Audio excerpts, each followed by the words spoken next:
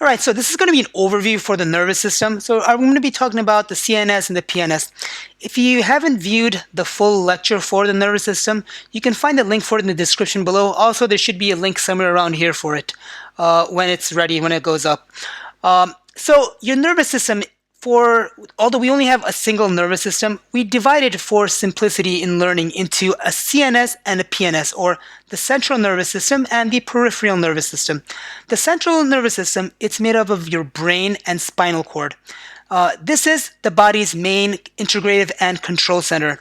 So what this means is that everything that happens, just about everything that happens, it goes to the brain and the spinal cord. So for example, when we're driving down the street and, we see the light turn green or turns yellow, again, our eyes detect this change, and that information, the changing of lights, goes to our brain, and then our brain decides what to do with it.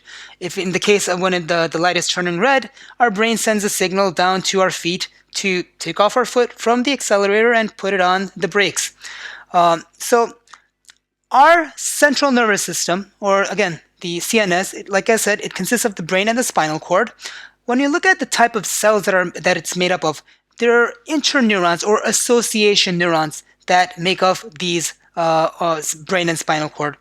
When you look at these cells, they're multipolar in shape, and again, we find them only exclusively in the brain and the spinal cord.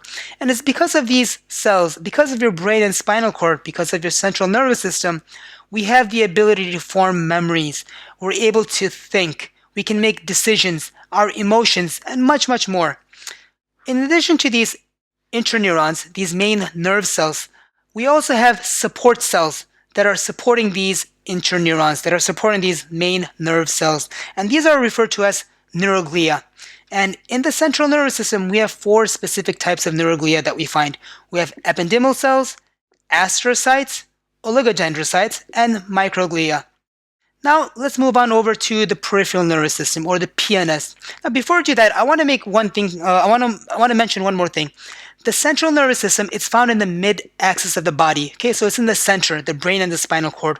Whereas the peripheral nervous system, we find it to the periphery of the mid-axis, to the sides. So when you look at these 12 pairs of cranial nerves and the 31 pairs of spinal nerves, they're coming off of the mid-axis of the body. They're to the periphery of the central nervous system.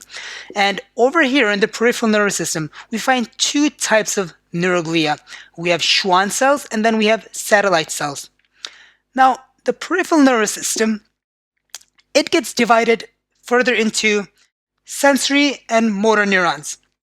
These sensory neurons, or afferent neurons, when you look at the term afferent, or A means away from. Away also starts with the letter A. So these nerve fibers, these neurons, they're sending information away from the body and to the central nervous system. When you look at this term here, efferent neurons, efferent starts with the letter E. Exit also starts with the letter E. These signals, they're exiting the central nervous system and going to the body, different body parts. They're going to the periphery. Okay, so this is an easy way to remember. Afferent means away from the body. And again, when we're sensing things from what?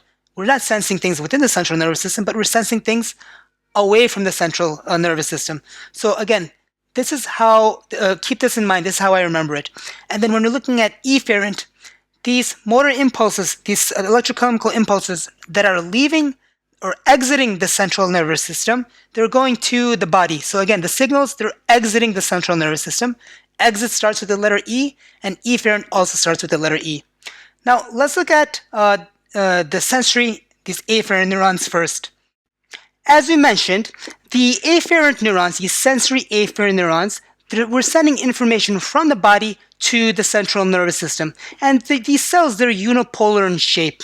We have 2 types of sensory afferent neurons, and they're based according to where these sensory neurons are originating from.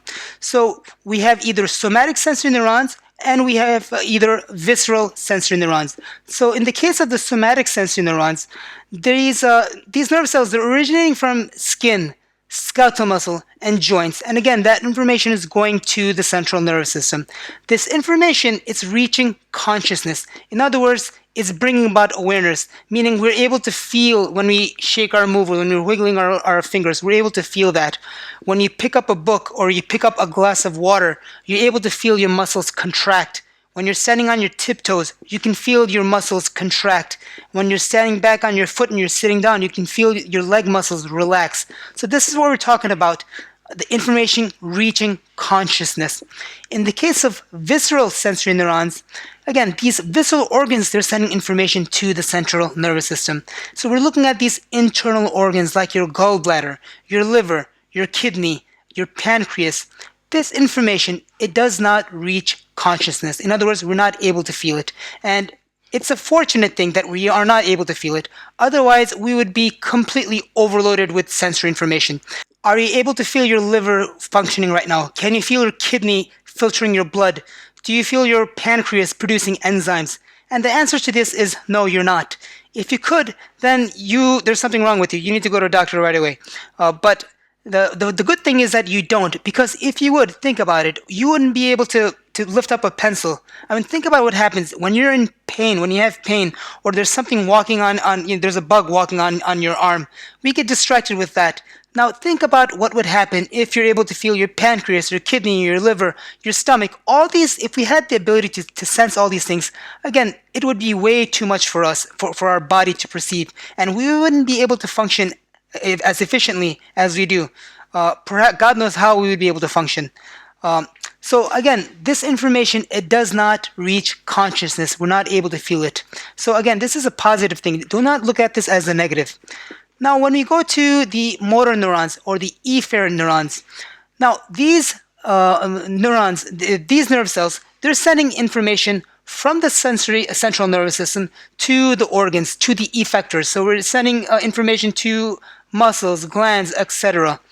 Now, another way I wanted to let you know, when you look at afferent and efferent, keep in mind afferent, it starts with the letter A, and efferent starts with the letter E. Afferent, again, means away from the body. Okay, so A starts with away, and afferent also starts with the letter A. So this is information going away from the body. And then when you look at efferent, efferent starts with the letter E. Exit also starts with the letter E. And in this case, you're having information exiting the central nervous system. Okay, so efferent signals exiting the central nervous system and going to the body, going to the effectors.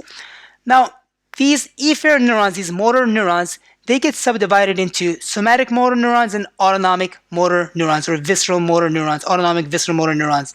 Let's look at this first. When you look at the somatic neurons, they're innervating skeletal muscle, so we have voluntary control of this. So when you think about lifting up a bottle of water, when you're thinking about lifting up your book, when you're thinking about throwing a baseball, you have conscious control over it. You're able to think about lifting up or doing these actions, and you're able to go about doing it because you have control of your skeletal muscles. Now let's go to the autonomic visceral motor neurons. Now these autonomic visceral motor neurons, these are involuntary. We do not have conscious control of this. They innervate visceral organs. So we're talking about they're innervating smooth muscle, cardiac muscle, and your glands. All these effector organs, they're innervated by two types of neurons. They're innervated by sympathetic neurons and parasympathetic neurons. So let's take a closer look at both of these now. These sympathetic neurons, they get activated what we call when we're under fight or flight situations. So think about it this way. When you're walking down the street and you see this, I don't know, a bear, for example, okay? A bear just is standing right there in front of you by your car, and you're about 5 feet away from it. You're going to do one of two things. You're either going to fight that bear or you're going to take off running as fast as you can. Or in other words, the flight, okay? You're going to fly away from the scene of the bear. So what happens when you do that? When you're either going to fight or when you're about to run away? Your heart, what's going to happen to your heart? Your heart's going to speed up. Okay, it's going to start beating much faster. You're going to start breathing much faster as well. Your palms are going to be sweaty. Also, you're going to start to sweat. Think about the other things that happen. What happens to blood flow to your internal organs? You don't even think about this. But blood flow to your stomach, your GI tract, it's going to decrease. the blood is going to move to the skeletal muscles where they need them the most, and they're going to go to your heart and your lungs. This is where the blood's going to be concentrated. This is what needs most of the blood, not your stomach, not your digestive organs, your alimentary canal. They don't need that much. So even your kidneys, it doesn't need that much blood at that point. So again, the bulk of the blood is going to get shifted away from these organs that don't really need it, and is going to go to the organs that need it. So what happens is, as we said, you end up getting these functions. Your heart rate goes up, you start breathing much faster, you can start sweating a lot.